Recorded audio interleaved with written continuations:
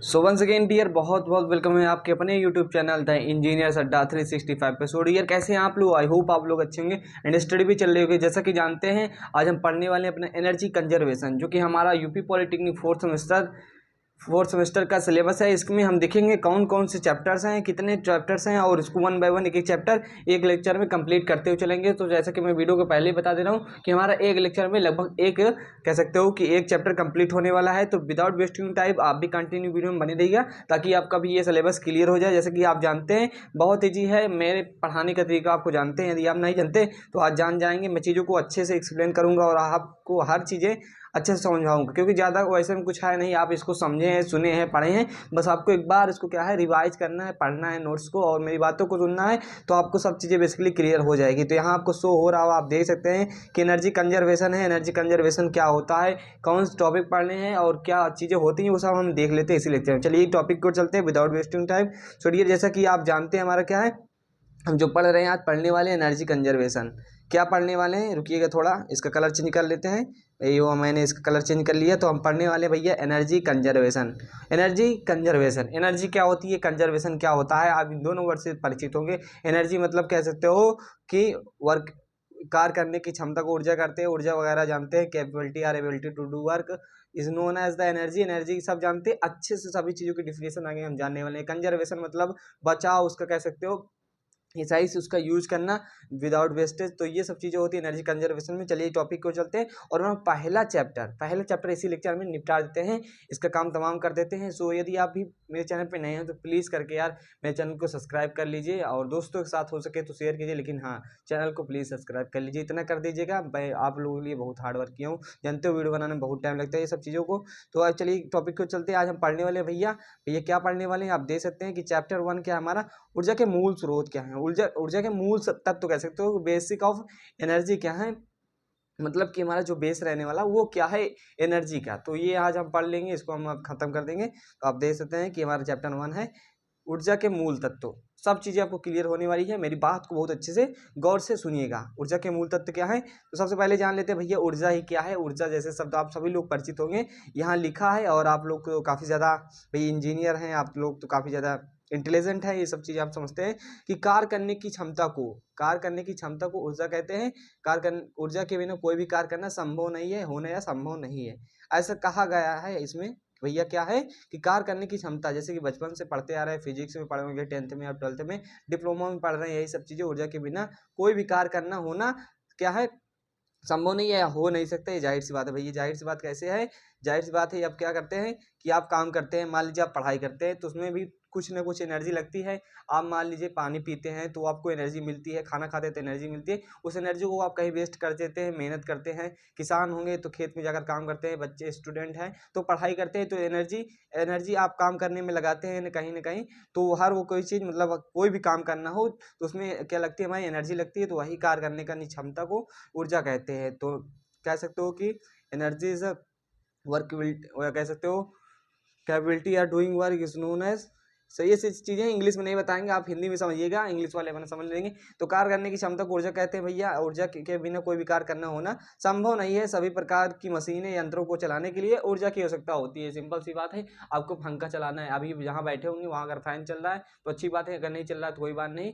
तो फैन चल रहा है तो क्या करेंगे, उसको भी एक एनर्जी चाहिए चलाने के लिए, तो इलेक्ट्रिक एनर्जी मिलेगी तो मैकेनिकल एनर्जी में कन्वर्ट होगा। तो वो सब चीज़ें हैं, अभी आगे हम और अच्छे से डिटेल में समझने वाले हैं।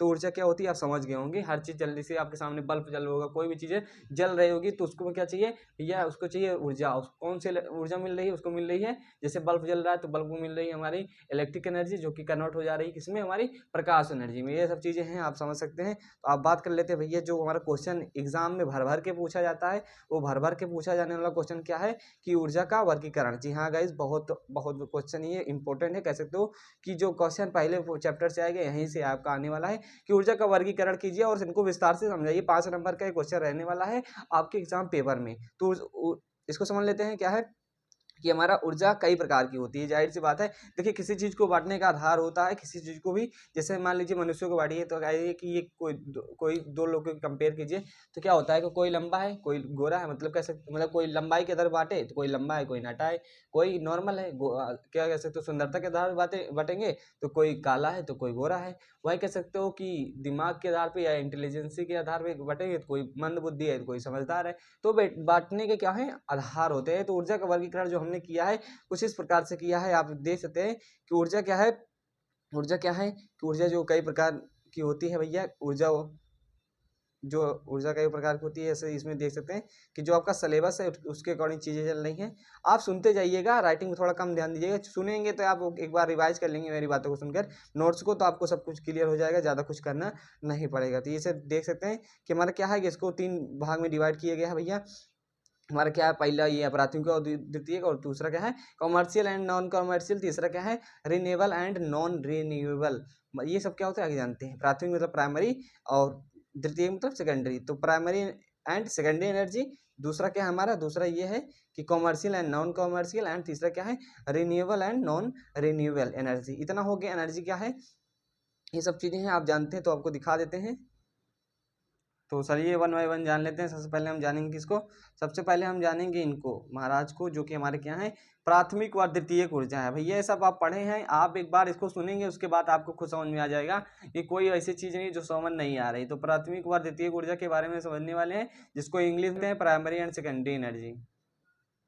भैया देखते हैं प्राइमरी ऊर्जा क्या होती है। सिंपल सी बात है कि प्राथमिक ऊर्जा ऊर्जा के वो स्रोत होते हैं कि वो ऊर्जा होती है जो प्राकृतिक में पाई जाती है। देखिए ये ऊर्जा क्या होती है सब बता दिया, लेकिन प्राइमरी ऊर्जा वो होती है कि जो क्या होती है हमारी प्राकृतिक में पाई जाती है, मतलब कि जो हमारे नेचर में उपलब्ध होती है जो ऊर्जा, वो हमारा क्या होता है प्राथमिक ऊर्जा होता है। जैसे तेल कोयला लकड़ी वगैरह क्या हो गया हमारा प्राकृतिक ऊर्जा, मतलब प्राथमिक ऊर्जा हो गई।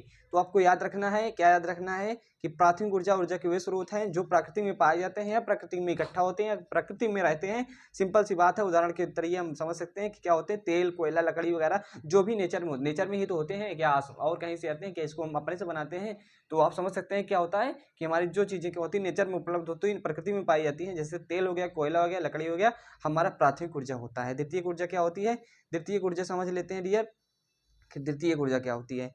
द्वितीयक ऊर्जा समझते हैं, यहाँ इस चीज़ों को समझते हैं, आपको अच्छे से क्लियर होना चाहिए सब चीज़ें कि द्वितीयक ऊर्जा क्या है कि सेकेंडरी एनर्जी मतलब प्राथमिक ऊर्जा स्रोत ज़्यादातर औद्योगिक, इसको समझिएगा अच्छा समझिएगा, जब प्राथमिक समझ गए तो द्वितीयक को भी समझ जाएंगे। द्वितीयक में कोई रॉकेट साइंस है नहीं जो आपको पढ़ लेना पड़े।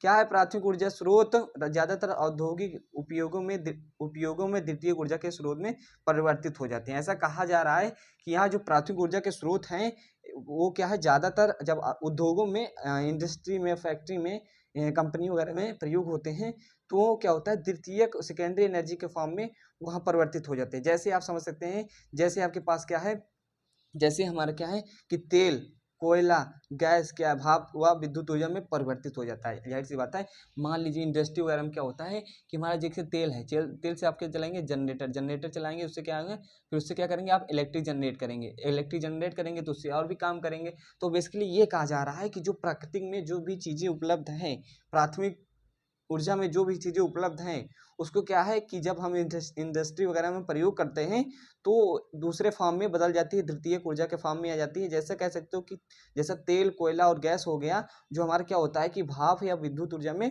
परिवर्तित हो जाता है। जाहिर सी बात है, आपको एग्जाम्पल दे देता हूँ, जो थर्मल पावर प्लांट होते हैं उसमें जो हमारी क्या होती है, जो हमारा कोयला होता है, कोयला जलाकर क्या करते हैं हम इलेक्ट्रिक जनरेट करते हैं, पावर जनरेट करते हैं। तो वो भी हो सकता है कि द्वितीयक ऊर्जा हो सकता है, सेकेंडरी एनर्जी हो जाता है। तो यहाँ से आप समझ सकते हैं कि सेकेंडरी एनर्जी क्या होता है। क्लियर हो गया होगा, कोई डाउट नहीं होगा। चलिए चलते हैं टॉपिक की ओर। अगला टॉपिक क्या है हमारा, कॉमर्शियल एंड नॉन कॉमर्शियल क्या है।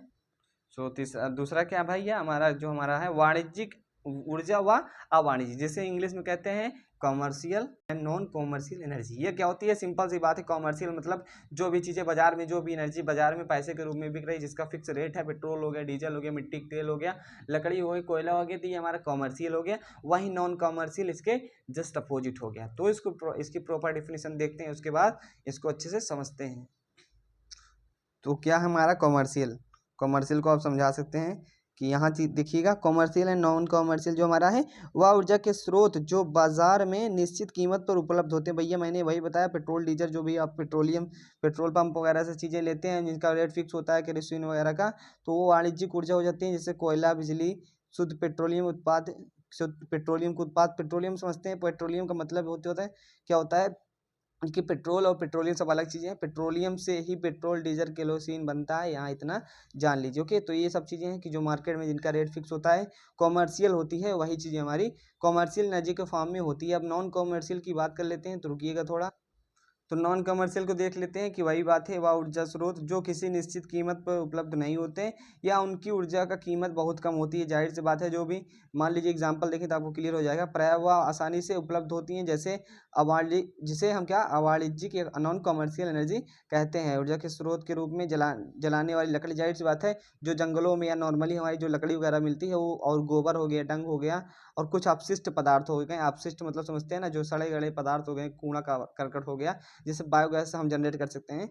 तो वो क्या है कि वो हमारी नॉन कमर्शियल है, जिसका क्या, अब मान लीजिए सूर्य भी जो हमारा है, सूर्य भी नॉन कमर्शियल के अंदर आएगा। कैसे क्या आएगा? क्योंकि इसका कोई चार्ज नहीं लगता। हालांकि ये जो एनर्जी की स्टोर करके हम सोलर पैनल के थ्रू उसको एनर्जी बेच सकते हैं। बाकी वो हमारा जो हो गया, सूर्य से जो एनर्जी मिल रही है, थोड़ी ना कमर्शियल है कि आपको बांटा जा रहा है, सरकार आपको दे रही है कि आपको जो सूर्य की एनर्जी ले रहे हैं आप इतना पैसा दीजिए। तो ऐसा कुछ है नहीं सिस्टम। तो नॉन कमर्शियल एनर्जी के अंदर वो भी आ जाएगा। तो आप समझ गए होंगे कि जिनका रेट वगैरह फिक्स नहीं है, जिनकी कीमत बहुत कम है, तो वो हमारी क्या हो सकती है, नॉन कमर्शियल एनर्जी हो सकती है। बात कर लेते हैं अगले टॉपिक की ओर, जो कि हमारा रहने वाला है। देखिए मैं थोड़ा स्पीड बढ़ाता हूँ, ये बात कह सकते हो आप, तो वीडियो को स्लो कर लीजिए। ऐसे में आप 1.5x पे देखते हैं, 1.5 2x पे देखते हैं, तो ऐसे में मैं स्पीडली वैसे ही पढ़ा रहा हूँ। तो क्या कीजिए कि नॉर्मल पे ही देखिएगा, सब चीज़ें आपको क्लियर हो जाएंगी। मैं टाइम ज़्यादा नहीं लेता हूँ चीज़ों को क्लियर करते हुए। देखिए ये सब चीज़ें आप पढ़े हैं, environmental study and disaster management में मैंने भी आपको अच्छे से पढ़ाया था। यदि नहीं देखे तो उस प्लेलिस्ट को भी देख सकते हैं, मेरी प्लेलिस्ट वगैरह सब चीज़ बन चुकी है।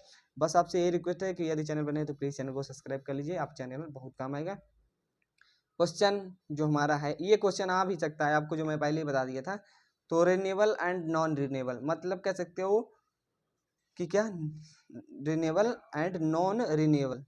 रिन्यूएबल को मतलब क्या हुआ, हिंदी वाले ध्यान दें कि रिन्यूएबल मतलब कि नवीकरणीय, और नॉन रिन्यूएबल मतलब गैर नवीकरणीय या अनवीकरणीय स्रोत एनर्जी क्या है। तो नवीकरणीय एंड क्या, अनवीकरणीय। देखिए इंग्लिश थोड़ा इजी हो जा रही है, इंग्लिश बोलने में आसान लग रहा है, हालांकि हालांकि ऐसा कुछ नहीं है।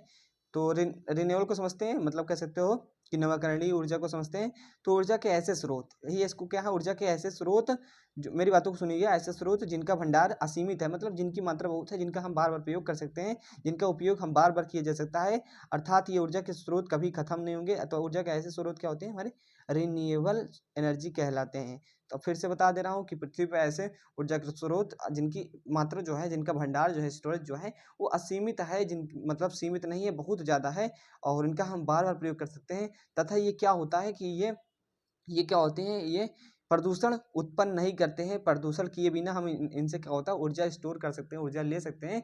तो ऐसे ऊर्जा के जो स्रोत हैं, वो हमारे ऐसे जो ऊर्जा है वो हमारी जो क्या हो जाएगी, रिन्यूएबल एनर्जी हो जाएगी। तो इतना समझ गए होंगे। आपको एग्जांपल के थ्रू देता हूँ कि रिन्यूएबल एनर्जी क्या होगी। मान लीजिए सूर्य की एनर्जी है, ऐसी बात तो है नहीं खत्म होने की बात की जाएगी, आपका खत्म हो जाएगा ज़्यादा सूर्य की एनर्जी न लीजिए, तो ऐसा कुछ नहीं है। तो ये सब रिन्यूएबल के अंदर आ जाए। हवा है, हवा जो हमारी विंड है, इससे कि पवन चक्की वगैरह चलाकर हम इलेक्ट्रिक जनरेट कर सकते हैं। तो ये सब क्या है, और हमारी ये सब चीज़ें क्या हैं, ये हमारी, और वाटर से भी हम जानते हो ना, डैम बनाकर वाटर से हम क्या कर सकते हैं, इलेक्ट्रिक जनरेट कर सकते हैं। तो ये सब कभी खत्म नहीं होने वाली क्या है, एनर्जी है, ऊर्जा है। तो इसे हम कह सकते हैं कि रिन्यूएबल, कह सकते हो कि नवीकरणीय ऊर्जा है। तो इतना क्लियर हो गया होगा। जस्ट अपोजिट इसके हमारा रहने वाला है नॉन रिन्यूएबल। जैसा कि दो चीज़ें रहती हैं तो उसमें क्लियर रहता है, एक चीज़ें ऐसे रहेगी, एक चीज़ें उसके जस्ट थोड़ा अपोजिट रहेगी। तो नॉन रिन्यूएबल में भी वही खास बातें दी गई है। तो आप कह सकते हो कि नॉन रिन्यूएबल क्या है, वे ऊर्जा के स्रोत क्या भैया, आप इसको समझिएगा कि वे,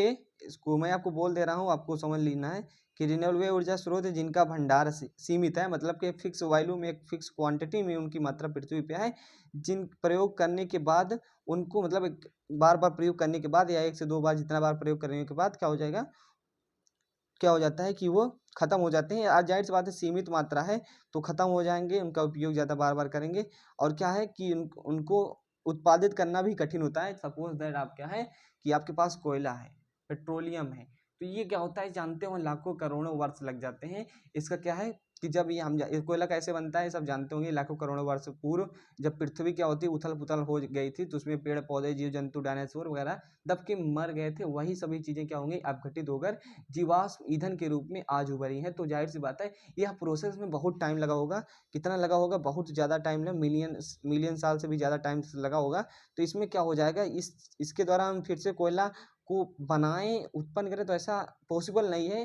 पॉसिबल है, टाइम बहुत ज़्यादा लगेगा। तो ऐसे कह सकते हो कि ये जो हमारा रहने वाला है नॉन रिन्यूएबल रह जाएगा, वे ऊर्जा के स्रोत जिनका भंडार सीमित है एक बार प्रयोग करने के बाद। और जाहिर सी बात है कोयले को एक बार प्रयोग कर लेंगे, इन सब चीज़ों को, पेट्रोलियम को एक बार प्रयोग कर लेंगे तो ये, और क्या होता है ये पेट्रोलियम वगैरह जो होते हैं प्रदूषण भी देते हैं। तो दूसरी बात यही है कि ये जस्ट अपोजिट होने वाला है। आप जानते हैं रिन्यूएबल के, तो रिन्यूएबल में जो चीज़ आपको मालूम होगी उसका जस्ट अपोजिट इसमें लिख देना। बाकी रिन्यूएबल नॉन रिन्यूएबल कोई इतना बड़ा टॉपिक है नहीं जो आप इसके लिए सब चीज़ें अपनाएंगे, सिंपल सा है, समझ गए होंगे। अब बात कर लेते हैं अपने टॉपिक की ओर, जो हमारा टॉपिक क्या है। देखिए यहाँ से आपके 5 नंबर फिक्स हो गया, क्योंकि क्वेश्चन यहीं से आता है कि ऊर्जा के समझाइए और ऊर्जा का जो है वर्गीकरण कीजिए, ऊर्जा क्या की क्लासिफिकेशन कीजिए। तो भैया यही क्लासिफिकेशन आपको कर देना है जो आपने हमसे पढ़ा है, हमारे चैनल से पढ़ा है। तो इतना आप लिख के आएंगे, नंबर आपको धड़ल्ले से मिल जाएगा। प्राथमिक, secondary, commercial, non commercial, renewable and non renewable, इतना चीज़ें हो गई। अब आगे चल लेते हैं, देखते हैं हमारा क्या है आगे का प्रोसेस। ओके, तो यदि चैनल पर नहीं तो साथियों हमारा अगला टॉपिक है वैश्विक ईंधन भंडार। क्या है? Global fuel reserve. Global fuel reserve क्या है इसको समझा देते हैं, काफ़ी इंपॉर्टेंट क्वेश्चन यहाँ से उठता है। तो ग्लोबल फ्यूल रिजर्व क्या है, कह सकते हो कि वैश्विक ईंधन भंडार। क्या हिंदी वाले भी ध्यान देते रहे, हिंदी वालों के चक्कर में थोड़ा हिचकिचाहट हो जाती है बोलने में, तो कोई बात नहीं, होता है ये सब चीज़ें। और पढ़िएगा, इसको समझने का प्रयास कीजिएगा, मेरी बात को ध्यान से सुनेंगे तो सब चीज़ें एकदम अच्छे से क्लियर हो जाएंगी। देखिए ग्लोबल शब्द आ जाता है तो मतलब पूरे दुनिया की बात की जाती है, पूरे विश्व की बात की जाती है, तो ये आप समझ गए होंगे। तो वैश्विक ईंधन भंडार हमें यह बताता है कि दुनिया भर में अभी कितनी मात्रा में जीवाश्म ईंधन उपलब्ध है, और आज के उत्पादन और खपत को देखते हुए इसे समाप्त होने में कितना समय लगेगा। जाहिर सी बात है कि ग्लोबल फ्यूल रिजर्व जो है वो ये बताता है कि वर्तमान समय में कि पृथ्वी पे कितनी मात्रा में जीवाश्म ईंधन, पेट्रोलियम हो गया, हमारा कोयला हो गया, ये सब चीज़ें कितनी मात्रा में उपलब्ध हैं। वहीं क्या है कि इसको अगर हम कंजप्शन कर रहे हैं, इसका हम उपयोग कर रहे हैं बिजली बनाने में और भी चीज़ें करने में, लकड़ी मतलब और भी चीज़ें करने में, खाना बनाने में, तो कह सकते हो कि ये ऐसा उपयोग करने से ये कितने दिन चलेगा। तो ये सब का जो डाटा बताता है वो वैश्विक वो जो चीज़ें हैं वो क्या है, हमारी ग्लोबल फ्यूल रिजर्व है। तो ग्लोबल फ्यूल रिजर्व को समझ गए होंगे कि वैश्विक ईंधन भंडार हमें यह बताता है कि दुनिया भर में अभी कितनी मात्रा जीवाश्म ईंधन है, और आज की खपत और उत्पादन को देखते हुए समाप्त होने में से कितना समय लगेगा। बस यही क्या है, यही हमारा क्या है कि वैश्विक ईंधन भंडार हमें यही बताता है। क्लियर हो गया होगा। आपको बता दें जानकारी के अनुसार कि एज पर कह सकते हो आप कि हमारा जो एज पर वैश्विक ईंधन भंडार के अनुसार जीवाश्म ईंधन है, जो हमारा जीवाश्म ईंधन है वो बताया गया है। जैसे कोयला की बात की जाए, जैसे कि हमारा कोयला हो गया, प्राकृतिक गैस हो गई, और हमारा पेट्रोलियम वगैरह हो गया, या कह सकते हो क्रूड ऑयल हो गया, तो इसके बारे में बताया गया है कि कितना टाइम लगेगा, कितना कंजम्पशन होगा, कब तक ये चलेगा। तो इनके बारे में एक थोड़ा डाटा दिया गया है जो कि काफ़ी ज़्यादा इंपॉर्टेंट है। थोड़ा मोटा आप समझ लीजिएगा, क्योंकि इससे डाटा ना समझना तो बस से बाहर है, लेकिन समझ लीजिएगा क्या है कि कोयला 1014 मतलब 1054 कह सकते हो 1054 बिलियन टन अप्रॉक्स में ये अनुमान लगाया गया है, ये पाया गया है। वैश्विक ईंधन भंडार के अनुसार ये बताया गया है कि कोल जो है 1054 बिलियन टन अप्रॉक्स में हमारी पृथ्वी पे उपलब्ध है। अब वो क्या है कोल, भाई जाहिर सी बात है पृथ्वी उपलब्ध है तो हमारे देश जो है देश हैं, जितने भी देश हैं सबके पास अलग अलग इसकी मात्रा होगी। तो विभिन्न देशों में कोयले का भंडारण प्रतिशत वो बताया गया है आपको। देखिए रूस के पास, अमेरिका के पास 24% टोटल जितना हमारा 1054 बिलियन टन अप्रॉक्स में जो कोयला है उसमें 24% भैया अकेले योगदान किसका, मतलब 24% अकेले किसके पास है, वो अमेरिका के पास है। वहीं बात कर लेते हैं 15% वो रसिया के पास है, ऑस्ट्रेलिया के पास 14% है, चीन के पास 13% है, और हमारा क्या है कि 10% भारत के पास है। इसको याद रखना बहुत ईजी है। सबसे पहले आप 24 करेंगे, 24 के बाद आप जानते हैं 15 आता है, आता नहीं मतलब कह सकते हो कि 15 आएगा, 15 के बाद आपका 14, 14 के बाद 13, मतलब लगातार यहाँ 3 डिजिट आपको ऐसे देखने को मिल जाएगा, जहाँ से आपको क्लियरिटी आ जाएगी। मतलब अमेरिका के पास 24% है, रूस के पास जो है कोयले का जो भंडार है वो टोटल कोयले का 15% है, ऑस्ट्रेलिया के पास 14% है, चीन के पास 13%, वहीं अपना भारत देश महान देश, उसके पास कितना देश है, कितना परसेंट है, टोटल 10% है, मतलब कह सकते हो 10% है। अभी हमने आपको क्या बताया था कि 1054 बिलियन टन है, तो भारत के पास 10% है, 10% मतलब 1/10 कर देते हैं इसका, तो 10% है। कह सकते हो कि 105 बिलियन टन हमारे पास कोयला है। अभी भारत में भी देखेंगे इसके बारे में डिटेल में। तो ये सब चीज़ें हैं और आपको समझ में आ गया होगा। मतलब ये अगर आता है कि वैश्विक ग्लोबल फ्यूल रिजर्व क्या है इसके बारे में, तो ये डाटा आप लिख दीजिएगा, काफ़ी इजी है, उतना टफ डाटा है नहीं। 5 देश के नाम लिखना है, भारत की पोजीशन 5वें स्थान पे। देखिए ये तो हमारा हो गया भंडारण, मतलब भंडार क्या है, उनके पास इतना है, ओके, इतना उनके पास है। लेकिन क्या है कि नवीनतम वैश्विक ईंधन की एक रिपोर्ट के अनुसार 2003 विभिन्न देशों में कोयले का उत्पादन बताया गया, सॉरी 2023 में। देखिए वैश्विक जो हमारा जाहिर सी बात है उतना तो वो क्या था हमारा, उतना भंडार था, लेकिन उत्पाद कितना कर रहे हैं, कितना हम उसको कंजप्शन कर रहे हैं, किसको उसको प्रोड्यूस कितना कर रहे हैं, मतलब कह सकते हो। तो आप देख सकते हैं डियर क्या है कि नवीनतम वैश्विक ईंधन की एक रिपोर्ट के अनुसार 2003 में विभिन्न देशों में कोयले को कितना उत्पादित किया जा रहा है, उनके पास भंडार है तो उत्पाद करेंगे, जाहिर सी बात है। तो चीन नंबर 1 पे आ जाता है, यूएसए नंबर 2 पे, वहीं इंडिया क्या है भैया, इंडिया हमारा तीसरे नंबर पे आ जाता है उत्पादन करने में तीसरे स्थान पे, वहीं भंडार के मामले में 5वें स्थान पे आ जाता है। इसको याद रखिएगा, मोटा मोटा डाटा है, इजी, सब जितनी भी चीज़ें हो चुकी हैं मैंने क्या किया, ईजीएस्ट बनाया है हर चीज़ों को, कि छाँट के चीज़ें लिखी गई है, आपको समझ सकते हैं। क्या है, एक रिपोर्ट के अनुसार 2016 तक लगभग 133 साल का कोल समाप्त हो जाएगा, जाहिर सी बात है। एक रिपोर्ट है जो कि क्या हमारे ग्लोबल की इसी का है, एक रिपोर्ट के अनुसार ये माने कि 2016 की रिपोर्ट है भैया, और कह रहा है कि इसमें कि लगभग 130 साल के आसपास जो कोल है वो पृथ्वी से एकदम समाप्त हो जाएगा। किस प्रकार समाप्त हो जाएगा, यदि इसी प्रकार जिस प्रकार हम क्या है कि हम कोयले वगैरह का यूज़ कर रहे हैं, इस तरीके से अगर ऐसा होता रहा तो लगभग 133 साल बाद, मतलब कह सकते हो कि आपको 2000 मतलब 2100 समथिंग, 2100 इसको आप जोड़ देंगे 2016 प्लस 133, तो आपको कितना आएगा 2149, मतलब कि 2150 सब जो हमारा सन आएगा। अभी तो 2024 चल रहा है, तो जो भी समय आएगा वो क्या होगा कि 108 से 2016 की रिपोर्ट के अनुसार 133 साल जोड़ दीजिए, तो उतने में लगभग हमारा क्या हो जाएगा कि कोल समाप्त हो जाएगा पृथ्वी से। तो ये कह सकते हो, सिंपल सी बात है। तो चीज़ें भाई आपको क्लियर हो गई होगी कि हमारा क्या है, हमने बताया वैश्विक ईंधन भंडार के बारे में बताया। तो कोयला क्षेत्र के बारे में मैंने आपको बता दिया कि क्या है, कोयला क्षेत्र में कोयला भारत में 5वें स्थान पे यहाँ लिखा है मैंने, सब सुशास्त्री।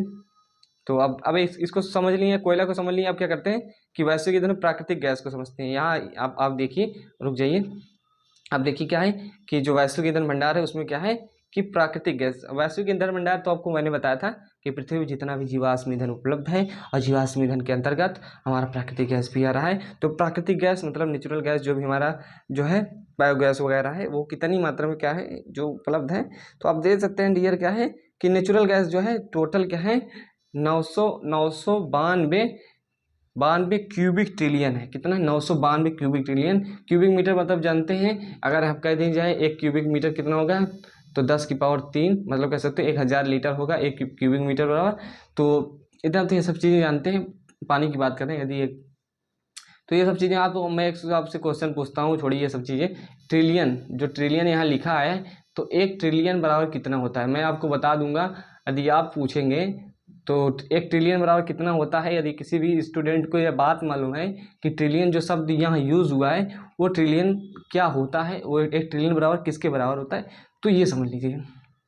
कमेंट कीजिएगा यदि आपको नॉलेज है, तो समझ पाऊंगा कि आपके पास नॉलेज है, क्योंकि ट्रिलियन के बारे में यदि 1 ट्रिलियन बराबर कितना होता है ये सब चीज़ें बता देते हैं। देखिएगा रिया, हमारा क्या है कि प्राकृतिक गैस जो है इतना है, तो उसमें जो हमारा दिया गया है देशों के बारे में बताया गया है कि उनके पास क्या है भंडार है, किन किन देशों के पास कितना है। देखिए सबसे ज़्यादा प्राकृतिक जो गैस है वो किसके पास है भैया, रसिया के पास है, रसियन के पास है। किसके पास है, रसिया के पास है। हमारा क्या है उसके बाद ईरान आ जाता है, ईरान आ जाता है। और एक क्वेश्चन यहाँ से मैं आपसे पूछ रहा हूँ कि रूस किस कॉन्टिनेंट में है, किस कॉन्टिनेंट में है, किसमें, किस महाद्वीप में है। तो रूस किस महाद्वीप में, इसको आपको बताना है। क्वेश्चन कमेंट कीजिएगा, मैं आंसर भी बता दूंगा, बाकी क्वेश्चन तो मैंने आपको दे दिया है। तो ये सब चीज़ें हो गई, ईरान हो गया, कतर हो गया, मतलब ये भी इधर के जो गल्फ कंट्री हो गई हमारी। रूस हो गया, सऊदी अरब हमारे जो गल्फ कंट्री के अंतर्गत आता है। अमेरिका, मतलब आप कह सकते हो कि रूस, ईरान, कतर, सऊदी अरब, अमेरिका। वहीं भारत की बात की जाए तो भारत का जो भंडार है वो रैंक जो है इसकी 22वीं आती है भंडार में, किसकी, नेचुरल गैस है। हालांकि ये भी मैंने आपको बताया था, कोल में कौन से स्थान पे, कोल में हमारा 5वें स्थान पे है, 5वीं रैंक है उसकी भारत की, जो कि हमारे भंडार में, और उसमें उत्पादन में तीसरे स्थान पे था। लेकिन यहाँ उसमें देख लेते हैं कि उत्पादन में क्या है, उत्पादन में भी देख लेते हैं। उत्पादन में जो इसकी रैंक है भैया, उत्पादन में इसकी रैंक क्या है, 29वीं रैंक है। जो मतलब प्रोड्यूस कर रहा है, जो भी उत्पादित कर रहा है, ये हमारा हो गया। अब देख लेते हैं कच्चा तेल, जो हमारा क्रूड ऑयल होता है, जिससे क्या होता है, क्रूड ऑयल होता है। ये क्या होता है, क्रूड ऑयल समझते हैं ना, वही हमारा जो गाढ़ा चिपचिपा पदार्थ होता है, लिक्विड फॉर्म, जिससे क्या होता है कि हम क्या करते हैं, अपना विटामिन वगैरह बनाते हैं। विटामिन तो बनता ही लास्ट में, कोलतार वगैरह, और क्या है, पेट्रोलियम वगैरह, ये सब चीज़ें हैं। क्रूड ऑयल, कच्चा तेल, इसको समझते हैं। सबसे पहले देखिए, कच्चा तेल ही हम मंगाते हैं। जब हम विदेशों से खरीदते हैं तो पेट्रोल वगैरह नहीं खरीदते, पेट्रोल डीजल नहीं खरीदते। हम क्या है, हम क्रूड ऑयल ही खरीदते हैं। इसको ध्यान में रखिएगा, ये भी एक बड़ा टॉपिक है, कोई भी पूछ सकता है। वेनेजुएला आप समझते हैं, वेनेजुएला पे क्या है कि सबसे ज़्यादा महंगाई यहाँ इस बात है। तो मैं आपको क्या है कि जियोग्राफी भी बताते चल रहा हूँ। तो वेनेजुएला में मतलब 10 लाख % की महंगाई है, कह सकते हो डियर, कि इसमें महंगाई बहुत ज़्यादा है। एक चाय पीने के लिए आपको 1 से 10 लाख रुपए देने पड़ सकते हैं। ऐसे मतलब कि यहाँ महंगाई बढ़ गई। क्यों महंगाई बढ़ गई, क्योंकि इसकी सरकार ने नोट बहुत छाप किया था, नोट छाप दिया था। तो नोट छापने से गरीबी दूर नहीं होती। तो चलिए टॉपिक पे और आते हैं। तो वेनेजुएला है, सऊदी अरब है, ईरान है, कनाडा है, इराक है। भारत की पोजीशन 29वीं है, और इसमें क्या है, ये भंडार के स्थान बताया, जबकि उत्पादन में इसकी क्या है, इसकी कौन सी रैंक है, इसकी 29वीं है। तो इतना क्लियर हो गया होगा। इसको एक बार रिवाइज कर लीजिएगा, रिवीजन कर लीजिएगा, और लास्ट में आप जब जाएंगे एग्जाम हॉल में तो उसको पढ़ लीजिएगा। बाकी मेरी बातों को, लेक्चर को अच्छे से सुनते रहिएगा।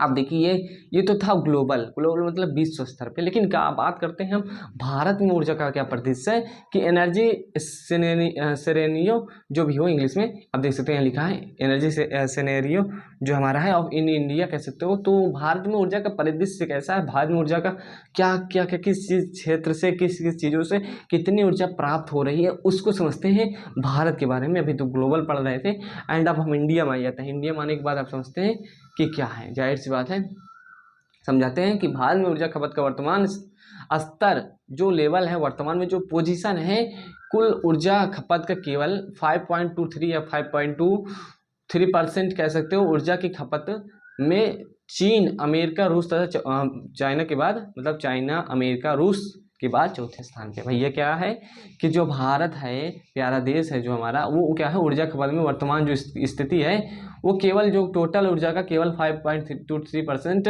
खपत कर रहा है। वहीं क्या है कि ये चाइना, अमेरिका तथा रूस के बाद, मतलब कह सकते हो कि ये सब जो दो देश हैं, ये हमसे ज़्यादा एनर्जी खत्म कर रहे हैं, खपत कर रहे हैं। तो ये क्या है, उसके बाद हमारा चौथा स्थान आता है ऊर्जा का खपत में। तो इतना क्लियर है। हमारा क्या है, अब बात कर लेते हैं हमारा कोल क्या है, कोल सेक्टर में, मतलब कह सकते हो कि कोल सेक्टर के बारे में समझते हैं, इंडिया के कोल सेक्टर के बारे में, कि इंडिया में कोल सेक्टर से कितनी क्या चीज़ें एनर्जी पर आप थोड़ा, बिजली कैसे बन रही, ये समझते हैं। तो कोल सेक्टर के बारे में आ जाते हैं डियर। क्या है कि भारत में वर्तमान समय में लगभग 101 बिलियन, कितना 100, अभी हमने क्या बताया था, एक डाटा लिया था ना मैंने अभी, 1054 लिया था, जिसमें मैंने कहा था कि भैया 1054 लिया था, जिसमें कहा था 1054 बिलियन टन है कोयला, जिसमें क्या है 10% लगभग में, एक क्लियर नहीं, लगभग में 10%। तो यही उसका 10% करेंगे तो 105 के आसपास आएगा। तो यही हमारा है कि भारत में वर्तमान समय में क्या है, वर्तमान समय में लगभग 101 बिलियन टन कोयला, जो पूरे विश्व का लगभग कितना परसेंट है, जो पूरे विश्व का 10% है। 10% पहले ही बताया था। जो भंडार के मामले में 5वें स्थान पे आते हैं, ये पहले बताया था। क्लियर हो गया ये सब चीज़ें। आई होप आपको भारत के बारे में पता हो गया होगा, कोयला क्षेत्र में, अभी सब क्षेत्र के बारे में नहीं, कोयला क्षेत्र के बारे में। इसको थोड़ा देख लेते हैं, झाँक लेते हैं। क्या है कि ग्लोबल फ्यूल रिजर्व के अनुसार, रिपोर्ट के अनुसार क्या है कि भारत में 100 से 110 वर्षों में ही कोयले का भंडार बचा हुआ है। मतलब कह सकते हो कि टोटल विश्व में एवरेज लिया गया था, विश्व में क्या होगा टोटल दुनिया से कब हो जाएगा 130 से 33 साल में, जबकि भारत में बहुत पहले ही खत्म हो जाएगा। लगभग 110 साल के ही लिए कोयला के भंडार बचा है, यदि इसी प्रकार से क्या हुआ उत्पादन और भंडार करते रहे। तो भारत में क्या है कि भारत में भंडार करने वाले राज्य सबसे ज़्यादा क्या है, देखिए आपको बता दें कि भारत में सबसे ज़्यादा, एक बात को याद रखिएगा, क्वेश्चन जीके में भी आता है, क्वेश्चन में कोई भी एग्जाम देने वाले हो उसमें भी आता है कि सबसे ज़्यादा कोयले का जो भंडारण है किस राज्य में है। तो सबसे ज़्यादा जो भंडारण है कोयले का वो हमारा झारखंड में है। किसमें है? झारखंड में। सर्वाधिक क्या है, सर्वाधिक उत्पादन इस समय कहाँ हो रहा है, तो वो हमारा छत्तीसगढ़ में है। तो इतना चीज़ें क्लियर हो गई, इतना ही आप लिख देंगे। क्या लिख देंगे कि 100 से 110 साल में कोयला खत्म हो जाएगा। सबसे ज़्यादा किस राज्य में है कोयले का भंडार? छत्तीसगढ़ में, सॉरी झारखंड में। सबसे ज़्यादा उत्पादन कहाँ हो रहा है, तो वो हो रहा है हमारा झारखंड में। बात चीज़ें सॉरी हमारा क्या भंडार झारखंड में, और उत्पादन क्या है, उत्पाद जो है वो छत्तीसगढ़ में। तेल क्षेत्र के बारे में बात कर लेते हैं भैया। जाहिर सी बात है, हमने आपको बता दिया था पहले ही कि कोयला, प्राकृतिक गैस वगैरह सभी चीज़ों के बारे में समझेंगे। तो यहाँ भी आप समझ लीजिए कि तेल क्षेत्र के बारे में बात करी जा रही। तो भारत का तेल भंडार जो है 4 है, इसको थोड़ी डाटा है 4.72 या 7 कह सकते हो बिलियन बैरल। बैरल क्या है, एक यूनिट है जो कुल क्या है, कुल विश्व भंडार का 0.3%। मतलब कह सकते हो कि भारत का जो टोटल, जिसके पास टोटल यदि विश्व का देखा जाए जितना परसेंट, जितना क्या है बिलियंस टन, जितना बिलियन बैरल क्या है उसके पास तेल है, उसमें टोटल का केवल 3%, जस्ट ओनली 0.3% ही इंडिया के पास है। इसका मतलब कि तेल खपत क्या है, भारत में जो तेल खपत है भारत में वो क्या है, विश्व पे निर्भर है। आप जानते हैं भारत क्या है कि रूस, सऊदी अरब, इराक से क्या है तेल वगैरह मंगाता है, कच्चा तेल वगैरह मंगाता है, प्राकृतिक गैस वगैरह मंगाता है। तो ये आप जानते हैं, सुने भी होंगे, तो परिचित है ये सब चीज़ों से। मतलब भारत में क्या है तेल क्षेत्र में कमी है, और सबसे ज़्यादा पैसा भी इसी में बात किया जाता है। क्या करते हैं जब आयात करता है भारत किसी देश से। तो ये सब चीज़ें हैं, यहाँ इसको पढ़ लीजिएगा। अब प्राकृतिक क्षेत्र में क्या है कि प्राकृतिक गैस के क्षेत्र में क्या स्थिति है भारत की भैया, इसको समझ लेते हैं कि भारत में गैस भंडार का अनुमान लगाया गया है कि भारत में जो गैस भंडार है वो लगभग क्या है कि लगभग क्या है कि 1.42 ट्रिलियन क्यूबिक है। ट्रिलियन का अर्थ पूछा था, क्वेश्चन पूछा था ना अभी आपसे कि ट्रिलियन बराबर क्या होता है, तो इसको बताइएगा आप प्लीज़ कमेंट करके, ताकि मैं समझूं कि कितने लोग को ट्रिलियन के बारे में, बिलियन, ट्रिलियन, मिलियन, ट्रिलियन सुने होते हैं।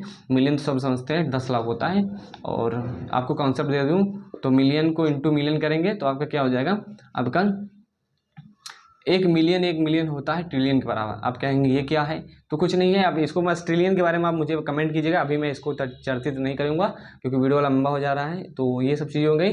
कुल विश्व का क्या 0.64% हमारे पास है जो प्राकृतिक गैस है। एंड हमारा क्या है कि विश्व में जो है, विश्व में उत्पाद क्या है, उत्पाद में क्या है जो 29वें स्थान पे, जबकि खपत में 24वें, मतलब 14वें स्थान पे। खपत मतलब जितना हम, जाहिर बात है भारत एक बड़ा देश है, इसकी जनसंख्या भी विशाल है, तो खपत भी ज़्यादा होती, इसलिए रैंक जो है हमारी 14वें नंबर पे है, जबकि हमारा उत्पादन जो हो रहा है 29वें नंबर पे है। इतना क्लियर हो गया होगा। यहाँ से सब चीज़ें भारत के बारे में हमने जान लिया कि भारत की स्थिति क्या है, क्या क्या एनर्जी कंजम्पशन हो रहा है जो हमारे अलग अलग क्षेत्रों में। तो यहाँ से मित्रों आपको